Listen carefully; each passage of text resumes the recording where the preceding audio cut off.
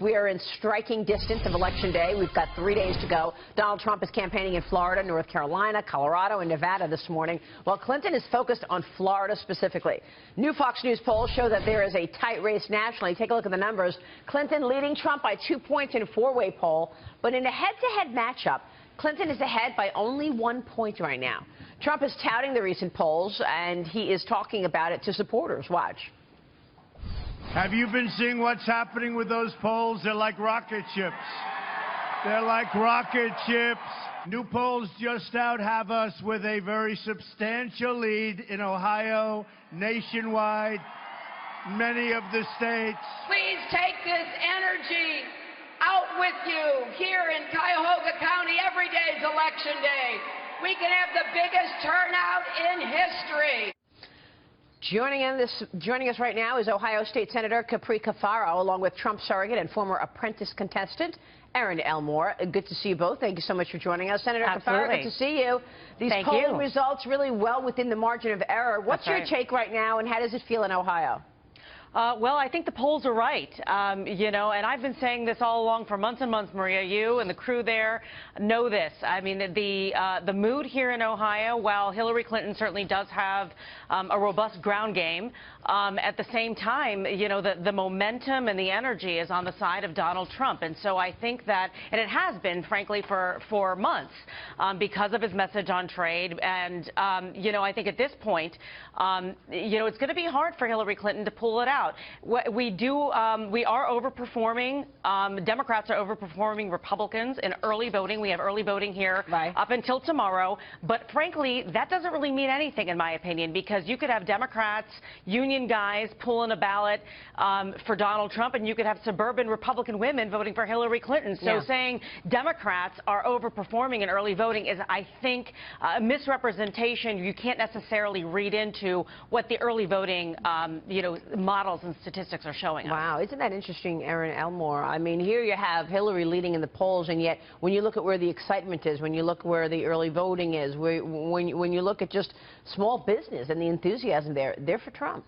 I couldn't agree with Capri any more. Basically, I'm in the state of Pennsylvania, and there's the same enthusiasm, the same love for Donald Trump, and as you can see from the polls, they're neck and neck in Pennsylvania, too. So the momentum is really shifting towards Donald Trump. I also do think there's a phenomenon, sort of, it's been called the Wilder effect or the reverse Bradley effect. Reverse Bradley effect, yeah. Totally, where people are scared to say they're supporting Donald Trump because the next thing the Democrats are going to do are bully them into submission and call them a racist. They're going to show up on Election Day, and they're going to vote for Donald Trump. So the Democrats need to have a little bit of fear. Yeah, that's what we've been talking about. A lot of groups who basically they don't want to say who they're voting for, Dagen, and you know, maybe they're not being captured in these polls. Well, I'll point to the new Fox News poll. When you look at the four-way race that includes Johnson and Stein, that there are only 4% of people who are undecided, which is lower than it has been. And I made Lee make a face just now by saying that. And if you look at the breakdown of Democrats supporting Clinton and Republicans supporting Trump, and it's something that we've been talking about here in the last many weeks, 90% of Democrats are for Clinton, 85% are for Trump. Trump needs to get those numbers up even further and into the 90% range. Wow. And you said, what did Romney have? I remember you were talking about 90, north of 90. North of 90. Yeah, he did. I do think that right now we're seeing that number is increasing because there are a lot of people who are going to say, I couldn't vote for Donald Trump. And then WikiLeaks has come out and they're saying, you know what, I'm not sure that I can let this go to Hillary Clinton. I think we need to make this happen. So even though we're seeing the numbers stabilize as a result of that, I do think that these numbers are going to come out higher. And we've seen in the primaries that Donald Trump outperforms the polls somewhere between 5 and 6 points. So that reverse Bradley effect is real. Yeah, I think there's two takeaways from this. One is that I think Trump's base, because they've been villainized so much throughout this campaign, being called deplorables, and shame on you for supporting Trump and trying to express your blue view, I think they're going to come out. I don't think there's any issue in that. So I think that actually helps a lot of and lends a lot of credence to him, no matter where the polls are. But I think the second thing to take away from the Fox News polls is that his numbers are better on the economy. And so when you saw that happen, that's when his polls started to rise. And right here at the Fox News poll, it says 52% Trump, 44% Hillary Clinton. And that's a big spread on who can do better for the economy. Yeah, Capri, at one point it was all about the economy and jobs, and then we moved over to corruption and people wanting the end of corruption. But jobs still incredibly important in terms of what will drive the vote. Sure, and I think when you look at some of the places that Donald Trump and Hillary Clinton, frankly, both are going, you know, they are trying to bring home their economic message.